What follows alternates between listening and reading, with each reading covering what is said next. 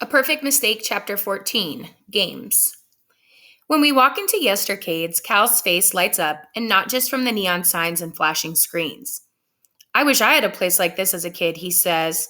I would have lived here. You didn't have arcades in Arizona? No, there were arcades, but money was tight. Grandpa's disability paid the bills, but it sure didn't pay for video games. Grandma had to quit teaching to take care of him. They relied on your mom a lot. When they passed away, there was nothing left, nothing but bills. Healthcare in this country is a total crock, you know. He shakes his head. I nod like I knew that, but Mom never talks about this stuff. Her parents died in a car crash when she was in college. Cal was a kid, so Mom dropped out to take care of him, which I only know because Mom likes to remind Shelley that she's lucky all she needs to do is study. We get our wristbands and start gaming. Cal is great at the old video games, like Dad, but he's even better at pinball. I've never really played pinball much, but Cal shows me the secret moves on the Ghostbusters pinball machine, and I'm hooked. If you hit the right combination of paddles and ramps, mini games appear on the display screen. While I play, the noise of the arcade makes everything else disappear. I'm gone, lost inside the game. I'm just summoned the hellhound for a really cool mini game when someone shoves my back hard. My hip slams into the pinball machine. Oof! Strong hands grip my shoulders and spin me around. It's Jared. Luca, Bavella, and Joey are behind him. Cal is nowhere in sight.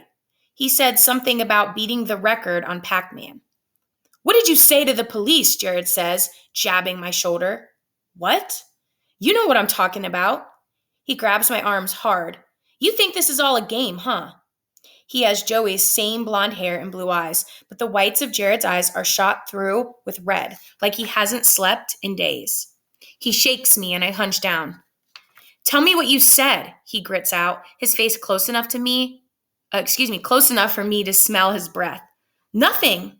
I look at Joey, but he's tucked up against the side of the Galaga machine like a shadow.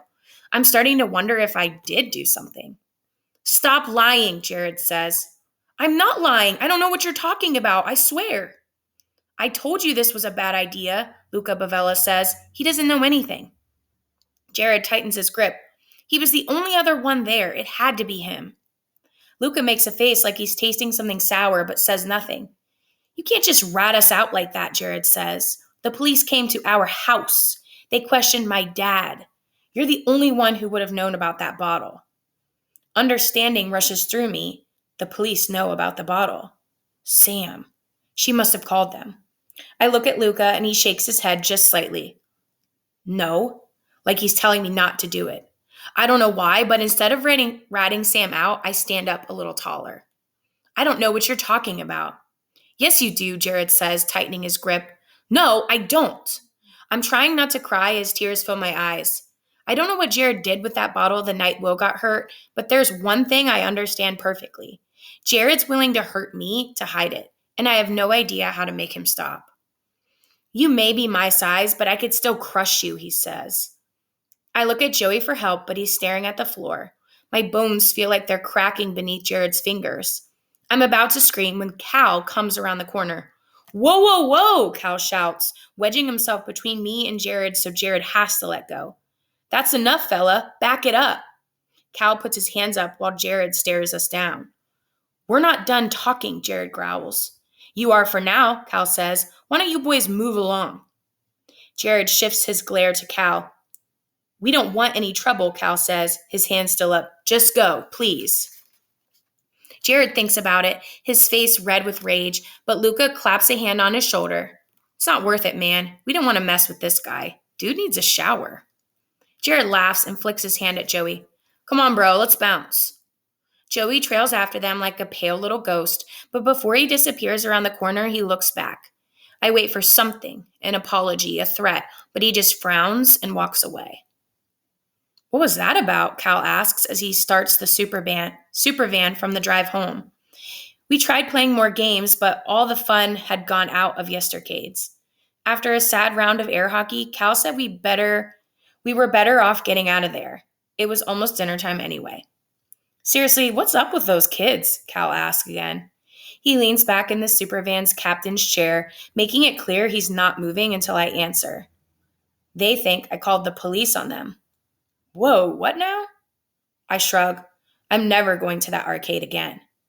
No way, Max. You can't say something like that and expect me to let it go. You gotta level with me, kid. Is there something going on that I should know about?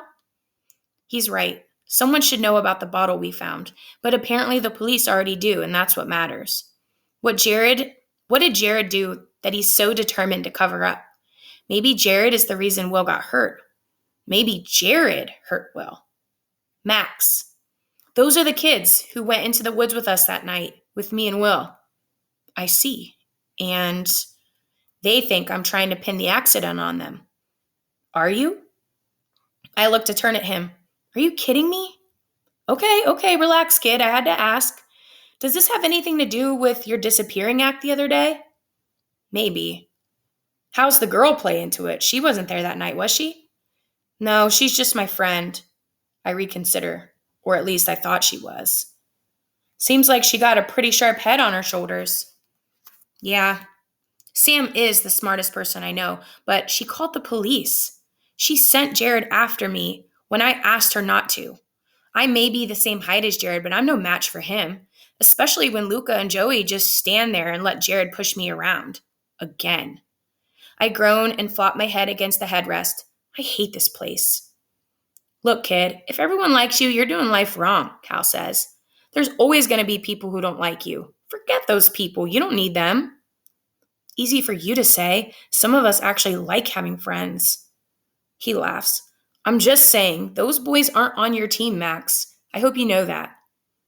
I don't want Cal to be right, but he might be. Part of me thought Joey and I would figure this out and go back to being best friends again, but things can never go back. Everything's changed. We've changed. Yeah, I know. It sucks, but it's the truth, man. Some people are not friend material. If anything like that happens again, just walk away. It's not worth it, trust me. I manage a small smile. Feeling better? He asks. Yeah. Glad I could help. Cal drums his fingers on the steering wheel, clearly pleased with himself, and a feeling like being caught picking my nose washes over me. Why did you really come here? I ask. His fingers go still. It was a good time for a visit, he says, glancing over at me. But I'm not going to lie to you, kid. I thought maybe you could use some help with your friend being in the hospital and all. Your mom, too. Seems like a lot to deal with, you know? My face goes hot. Of course he came here because what happened with Will. It's not like he just shows up to build some cabinets or to hang out with me. Look, your mom and I fight a lot, but we talk when it matters, Cal says. His words slowly sink in. He and Mom have been talking about me.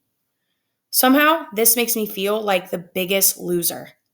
Listen, I know a little something about life, Cal says. There are some real sucky parts, but things get better. Your friend's going to pull through this. I believe it with my whole heart.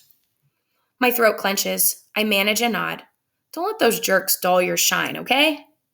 I nod again, but I'm not sure it's that easy. If I want to find out what happened to Will, I have to keep pushing, and Jared is not going to like it.